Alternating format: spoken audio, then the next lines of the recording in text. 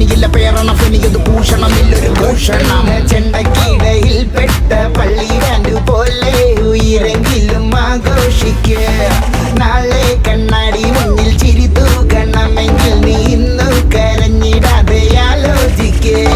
ഭീകോളമായിരു ദുഃഖന സഞ്ചാര തെയ്യാട്ടക്കളി നാട്ടാരും ഗ്യാസോലീനുള്ളിലൊഴിക്കണടോ. കത്താതെ കത്തണ ചാമണ കുന്നോളം മറ്റത്തണ വക്കോളം നിൽക്കുമ്പോ കൈ പുറകി കുത്തണടോ. എന്തൊരു